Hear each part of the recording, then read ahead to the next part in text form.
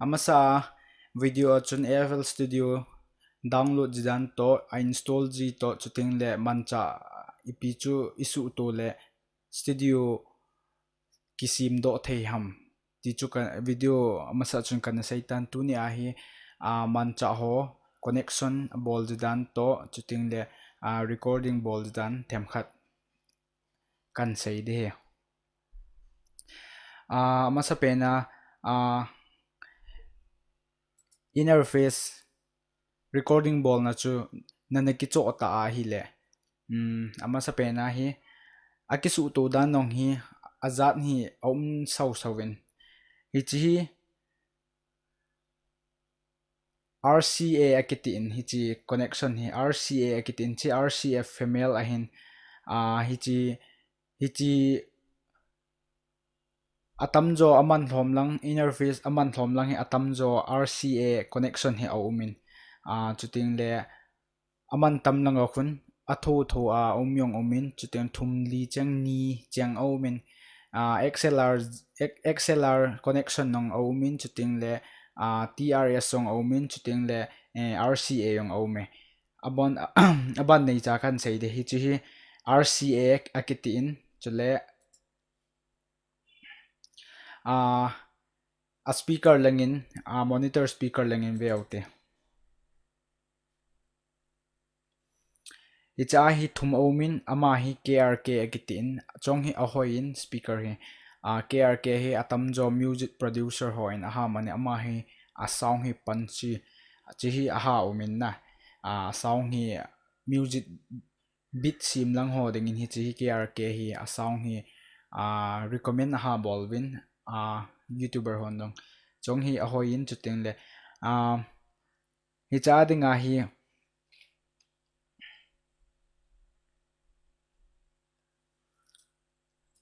hichi RCA akitin hichi RCA chi female hin nangin RCA male na ki cho de hichi pen hi chayong hi asu to na balance ball na hichi unbalance akitin balance ball theina dinga chu amin hi aza min chi unbalance kitin chi balance akite chi RCA su to na hin chi balance pa hi hichi TRS cable hi kini hichi XLR hi kini ipichu TRS ya ipichu RCA ya ipichu TRS samti chu anaveo hitin hichi connection hichi pen hi TRS akiti hichi hi guitar jack yo se hu TRS male ahin hi chong hin female anei TRS chuting le adang hi hichi yong hi aum kitne hichi hi TRS female kitipa chu chi he ako ahom chuting le hilanga hi atolanga hi pi kitnam tile RCA cable male chi male ahe chuting le aban hi RCA chu piham atile hi chi ahe RCA atam jo e thei diwin hi chi RCA cable hi CD ho ai lawa le cable ai lawa le dis TV ho anung langa kisu to na jack khu RCA akitin hi chi RCA male ahe chuting le hilaya hin monitor speaker chom khat ga vekin hitin izo achu RCA cable bo aumin abana ivet kit pau chu KRK monitor speaker achu thumjen umin abona RCA chuting le TRS chuting le adang chu XLR cable su to na thum aumin hi cha hi ni aume input he chi XLR hin chi TRS he cha hi ni kisu to te he RCA wang talo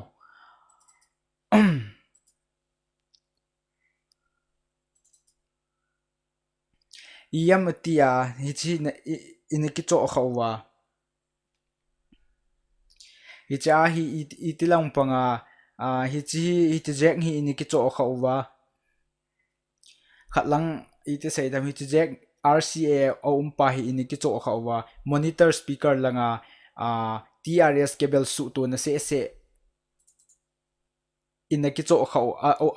ho in ki cho khau wa yong le almond ding yong cho hi di pon hi chi hi na ki cho du he hi chi na ki cho du hi chi hi RCA cable mill ahin hi chi RCA cable mill a chu hi langa hi anung lang hin family omen hi cha hin su to du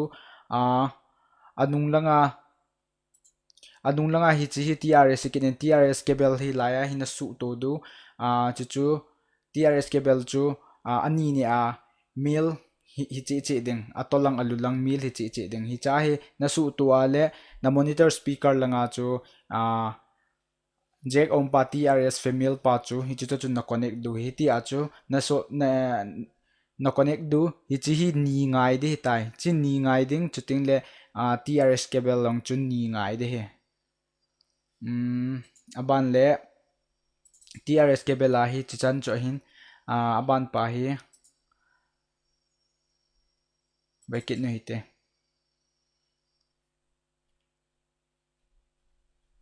ichi XLR hi ti ala microphone XLR cable tvin lang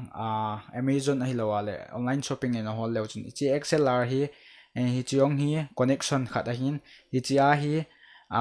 atam jo na ve leu chun hobung microphone ho khun akisu to na hu cho cable hi a hi ichi hi cha hi na join ding sting le khatlang atolang hi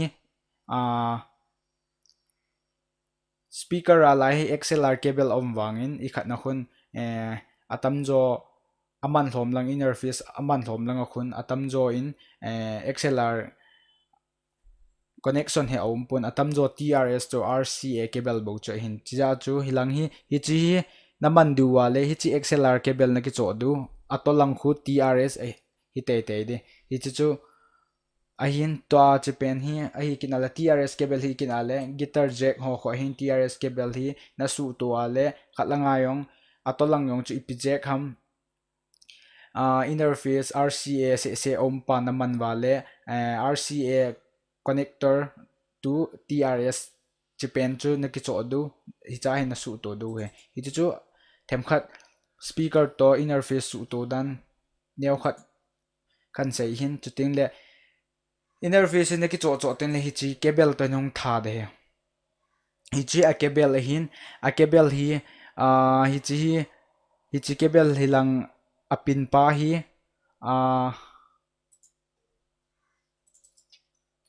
interface chilang hilaya hin su to du hi chi USB 2.2 ki ti hi chi pen hi a hi tai hi chi jack hi a hi tai hi cha hin su to du chule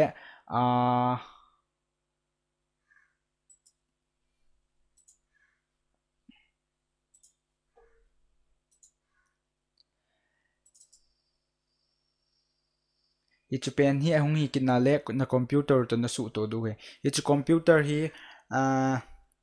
hi chu computer hi na su to ting leo mo connect theilou lai de aji chu ama dinga hi ai khat kit nei he a device software khat kit nei he hi chi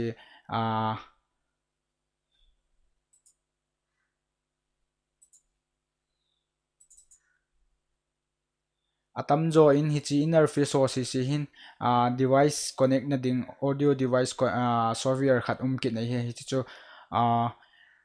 hi chi focusrite solo ki cho in hi chu na download theilo wan le description download na link hun koi kit ngin hi chu na ki download du hi chi USB device chu aum lo wa le computer to na su to wa yong le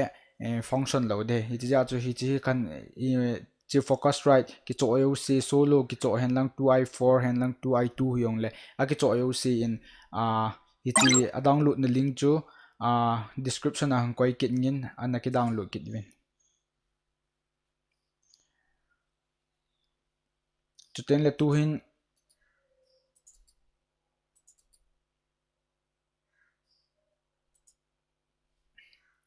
i khat lang chu lut ni taw hite studio lang chu connect zidan chu them khat neu khat hin sei be kit ngin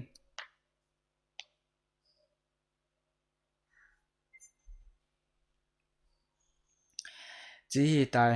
i chi connection lo si to a kisei si cho bon scan na su to chai ting leo hin a FL Studio no hon wale direct nga a sound wang chi de ai wang direct nga recording ho app ho hung hi ting le hung boi ding ama sa pe na hi I cho ji su set up na bol chai ting leo a description akan koiding a link pen ku USB device kiti pen ku ama ai khat ku naki install lu nen install na bol chai ting leo option hin lu win lang audio setting hin lu win lang laya hi device akiti hi cho hi izat hin amu du hin primary sound device sound driver setting le speaker zat ASIO kiti ho aumin hi cho hi driver hi to izo langa kasai pen chu device song akitin chutin le driver song akite USB driver akitin chutin le hi chi driver chu lawa le recording ho chutin le na sound interface to chun computer recording ki bol ho track sim theina ding ho chu sound chu connect lo de he tu hin ke hin 2i4 kamangin second generation kamangin hi chi ja chu kai khat hi ka driver hi focus right USB ASIO kite to hi ken microphone ho hen lang instrument dang ho kasu to theina dinga chu hi chi driver cho hoi kaman theilo hi aji chu ka connection guitar ho kasu to na ding microphone ho kasu to na ding pen hi ka interface interface langa hi ji ahin hi chi hi keiman chu focus right hin aji chu hi cho to chun ka bol dinga hi cho guitar microphone ho kasu to dinga le chun ama sa pe na chu ka interface hi computer link ka bol te nga hi chi driver hi cha hin tai to hi cha hin min to hi kai khat hi ka driver pen hi thil choma focus right pen hi thil choma kaman ja hi ti chu dialog box chu warning hung ki bol hin atu hi ken hi chi ka focus right hi kaman ding ting le bo hi chu khu ka su to ji he to hi ke ya hi focus right kaman hin ka focus right hi chi hi tan che driver hin ka interface hi focus right hin 2i4 second generation kaman hin chi ka driver hi tai nohon jong Behringer hen lang M audio hen lang chutin le thil dang interface chu brain ja chom hi chona man dung ju wa chu driver che ding hi chi dung ju ya chu driver chu na ki download jing du he driver to chi connect lo wa chu imacha recording hoi macha hi theilo de hi ji chu ke ya hi hilaya hi focus right hi tu ai kaman lo di he aji chu focus right hi thil chom le kaman ji ai tu pe ta ai ka i khat lo di laya hi kaman lo de aji mun choma thil kabol na je a chu kaman lo hin kan kaman chaya kai khatin le langa khan puile tin le hin pha chan sia khapve driver ai lo na device khapve na PC to na connect kal chu na chu koi yung du tai thil danga man na khota na la do nga lo wa la chun hi chu na koi yung du safe na bol wa na ki chol ham ai lo le thil dang na pot do wa nong ki le lang tin na project ho chu na pat ki ding tin le chun ga lu na ga koi le ngai te lo khapve na koi hu na chu te koi yung du tai to hi ki ya hi la ya thil choma ka man chi ka koi lo ding to hi ASIOI koi ngin chu device channel PC to driver na install jo wa aga link di dan hin to hi chu hi mixer lang tu hi ga kisei le lai master omin lai channel dang insert wana pan na tam ta lang channel omin hi chi master hi ne macha kiti na koi lo macha kiti microphone lang instrument dang le master channel master line pen hi na link li hil du hi aji chu channel yo si laya channel yo si athil na koi yo siu chu master hi ging do hi chi master hi imayo si agin na hin laya channel insert wana pana chai na chain thil na koi yo siu chu master hin asu ging hi master hi imacha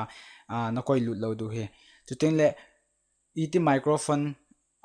gin sa iti link dam channel apana chichu to hin sayute insert wana pana chai na chan ge hi na dei hi microphone line na dingan na koi thei he insert 1 no na koi thei insert 2 na koi thei na dei pen pen na koi thei te ka in insert hi chi koi tau te hi chi hi click win lang aban tin le hilanga hin loot win lang nan ki ti khut loot leo chun option thum ki pi de hi chi te ni hi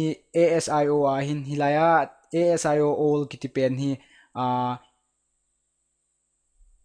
na focus right no ahi lawale na interface ho na su to ting na connecting liao chun hi chi asio all ki ti pen hi ta loading nang ho interface a brain min ju la ki ji di tai to hi ke ya hi ka sei banga ju jo focus right ka interface chu mun choma thil khatna kaman ja chu kasu to lo ja hi chi asio all kaman ja hi chi ki ji in focus right chu kasu to tin lai focus right chu ki ji ding lai channel na nei dung jui wa hung hi de ke ya hi 2i4 hin plugin khun ni a hin khatna khun instrument khat to microphone jack khat to trs guitar jack khat ki channel khat khun ni ke hang lu te he microphone to guitar mun channel khatna ki hang thei channel ni a jong chu ti chu abon ke a chu thilli music instrument hello le microphone lijen khabei bola channel khat khun lijen akop thei ja chu 2i4 ki ti he 2 chu iphem atile channel ni hi ja chu 2 hi ta 4 khu iphem tile as akosunga izat ko mamizat kosunga chu ipp ki heng theyam ti pen chu hin channel khatna khu microphone jack hita khatna channel khatna microphone jack hita aban ting le guitar jack hi le channel khatna chu ni hita channel 2 a chu microphone jack khat guitar jack khat chu abona chu 4 2i4 ki ti he chu ai khat dan chu kan sei hin to chu ipi hi le channel 2i4 2i2 ki ti ho a chu channel ni channel ni thum li nga ka he poi channel solo hi lo phat ho chu channel khatna chu thil ni ki su to thei he khat chu microphone khat chu trs jack hin hi chu ho ho chu channel khat hi na ko ya le channel la ya hi microphone adinga hi langa hi device na link tin le channel khatna hi na tia khuna ko ya hi le lang hi na su to pen chu chi ham chi lo ham ni chu ko amitar ho hung mai he guitar na su to le guitar chi ding microphone na su to microphone chi ding ai wang solo hung hi ten solo interface bang ho chun channel 1 hi microphone hi te de aji chu solo khu imachadang channel khatna khat se separate channel a hi jing khat khu microphone khat khu trs jack a hi ji khun channel 1 chu microphone hi te ding channel 2 hi guitar instrument hi te guitar elo le keyboard dang ip instrument kai poi channel ani chana chu hi te ding a hin solo ho adinga hi channel 1 pen hi microphone hi ding channel 2 pen hi guitar trs jack ki su tu na hi de ai wang 2i4 ai lo 2i2 channel tamta nei ho adinga chun a channel dungju ya hilaya hum ki pisu de tai channel li nga group o ma le hi joyong hi 1 2 3 4 5 6 te a hi hum chi su ding hin to a hi ke ya pen hi focus right 2i4 command ji chun channel ni command ji chun cha hin ni bo au min tu asio all hi yong le focus right command hi yong le channel hi ni ken kan nei hin khatna dingai ka su to le channel khatna hu tu channel khatna hu microphone khat to guitar khat su to na plugin kop ji a hu channel khatna ka dei ka su to thei hoi si pen hi le channel chite ni ka dei ka thla khen thei hi aji chu ke ya hi channel khat hin mun ni su to na thil anei ja he hoi lai koi jong lang ke man ka channel ka plugin ka su to na chu ke man ka dei ka man ning ai wang solo ho awang chu i dei ki mang thei poi solo ho channel 1 khu microphone ni te ding channel 2 hi trs jack instrument na hi te de hi chu mixer apat na microphone link dam chu hung hin tin chuting le la recording na bol ting deu hin teka khana hilaya hi channel track 4 a hi microphone hi chin na link tai na linga le recording naga bol ding tin lakhun hi chi microphone na link pa hi lawa channel chom khat na click kha recording na bor kha le aging thei na kom na vel dunga aging thei gam pam langa aging thei yo si chu azob lu di tai na microphone aji chu ilai channel separate na killing lo wai he hilai hin link in lang recording bol le chun separate link langa hi microphone to na link jas na microphone se chu sound chi din na microphone chun akom avel dung se ama nang kom hian lang microphone akom avel dung se a aging thei bo chu detecting a hin kasei banga chu laya hi microphone line na la lang hi naga click kha recording naga bol kha la chun mun tin aging theilou ding nangai da yo se environment sound yo si chu a detect di tai ti ja chu microphone na link na bo chu recording button naga me ting la bo hi chu bo se chu na link na attract bo chu na me ani khat de hi chu mixer line langa hin tin chu ting le hilanga hi chi recording button hai ichu button hi namme ale option tam ta langa ki pin recording momo nga pa chu hi chi ahin hi chi second chan na hin hi cha hi na say yo si na bol do yo si chu langa hin aki record do in hi cha hin hi chi a hi tai hi cha recording chi ahin hi chi na o a he chu ting le ani na chu solo ayong khu channel khat na akisutu thei akop ma om lo wanga channel ni ane ye khat khu music se khat khu microphone se hi ja khu khat ve record na la yong na recording music yong ne ki chep ding khat ve record na thil ni na bol kop no ma le atum tuma channel na hop de atum tuma track na pi de la hi microphone channel na pi hi ta le aban pai na click kit ding hi chi na click pen pa chu izo abanga chu a process chu ki bang bang nga chi in lang solo instrument channel chu izat ham ani solo an two channel cc chu solo interface se a two channel cc chu instrument hin instrument nak record no male cha hin a bol de hi chu kun na pi ale to hi hi chi channel te ni hi thil ni a detect hi tai khat ni microphone khat ni guitar na su ging chu instrument na man pen na su ging pen chu a second channel pa chi pa hin a detect de tu a hi recording pattern lang in chin lang pattern ka te button lang in chin lang button na mi a hi le recording na bola le ni an record de tai hi chin a chi chu na microphone a hi lawa le na instrument chu channel naga link jas khap ve record na ni na recording ti na hi tai hi chu pen hi khat se na recording khat se na recording a hiya ai lawa le guitar se na recording a hiya le ichi microphone hin guitar se music se na recording hiya le microphone hi a track hi ga click in lang hi na koi ding chuting le guitar se na recording ale guitar chuna chi ding guitar na click ding aban ting le recording na bol tha kit ding chutu le to hi na guitar se chu record kit hi tai to chu guitar zawlo microphone se na record num kit na hi le microphone channel a chun lu nin lang microphone chu izat ham one a hi solo am yo si chu microphone chu one a chu te hin na guitar hi chi lekin lang non in coin aban tin le recording ga tha bol le chun chi ipidinga hi chi dialog box si izo ka sei ba chi ibida chi dialog box hum ki sei ham please select and add audio input first akiti ipida ki sei ham atiale na channel hi nang na channel hi microphone a hi channel khat na ko ya langa recording a hi I macha na ga koi lo ji a chu microphone channel langa hi microphone link na bola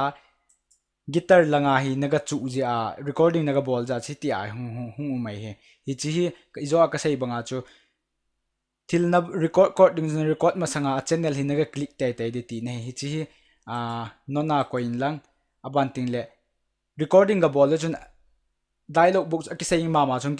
kisei ki de ji chu ipi na record got nam guitar na record got nam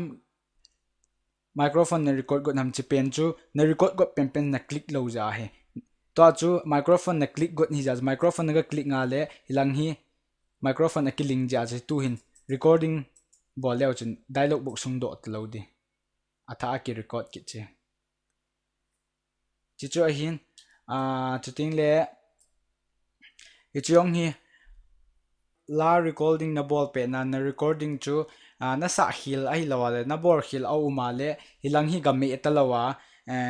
space bar chu na me a hi le te ka khana la na sa tai na la sa chu nan sa hila na bula pana na ki pat tho ki dinga le hilang hu game ta loading space bar chu na me a le achama na recording cancel hiding abanting le na sa hil na like as langa ga chi a double click ti hu ga bol le a la langa ga ki tha pat kit angai ta poi hi chi asana om de na le na sa hil le chun na sa phat num kit na le langi ga click le ngai lawa space bar chu na me ki na le achama recording chi kit de chu recording chung changa hin chuting le recording chungchang ka sei na chu ka explain na chu iti sei dam ka thil bol hi ehet kham khama khan hi le hin chu chuting le ka thil bol hi ke yong ka kam le ka le le ka kam ho he hoi te in aki pe tu theinai pun aji chu ichi experience ka nei lo lai ja all in aban ban in hum bol jom leng aji khat cho hung tin le chun kyong ka hung nal ding hin tu pe na hi ichi pu mai ni ve chan na hi je hin tu ge hin ka kam yong hi akipe tu theinai pun hi chi ja chu ka leile kam ka ti na he ka leile kam yong akipe tu theinai pun hi ji a hi nervous ma hi them khat aum jin iti ta le aki sei khel dem ipi ati le aki sumo dem hi chi ki ha I khat na hin thu le la hong chop le lu ni kan sei comment ipi hi le ne het theilou yong ka thil sei na he ka sei chop le lu jai ne het theilou yong de he ne het theilou ho au ma lai ka chu ne het theilou wa yong le comment section na khon he theilon like ka part chu nin dong tho lang ken chutin le kan tha sei phat kit de chutin le chi video ve yo se in khat le ni in be na phat chom pi du ka ta sanen chutin le hi chi video hi aban nei cha hung ki bol jom jing ding hin chutin le aban tin la khun hi to tu ni hi recording tu ki sen aban tin la khun na recording chu mixing editing ipi chu na bola ipi chu na mana le editing hoi dam ai lawa le ipi chu na bola le ipi chu na man masana ipi chu man masana ipi chu bola yo iti studio quality hung so do dam hiti chu aban phating le mixing editing pen hi I het kham khama hung kil kit du hin no hon jong na nga jing lang chuting le lung set ten ichi hi aban kan bol jo ma kan kama chal jing theina ding jong no hon jong like subscribe share hi lung set ten nin bol pi jing lang chuting le a bol lo lai hon jong nei bol pi lang a bol hon jong lung lut ta in ve vin lang hi chi iki hil to naw hi no hon jong na thanup na lango a hi le phata cha in ve vin lang phat chompi na na nei theina ding jong ki hil vin lang chuting le like to share to subscribe mi nei bol pi wa na hai lo hil ding win kong tu me chuting le tu ne ading hi chan hi sautin aban ananga jing ote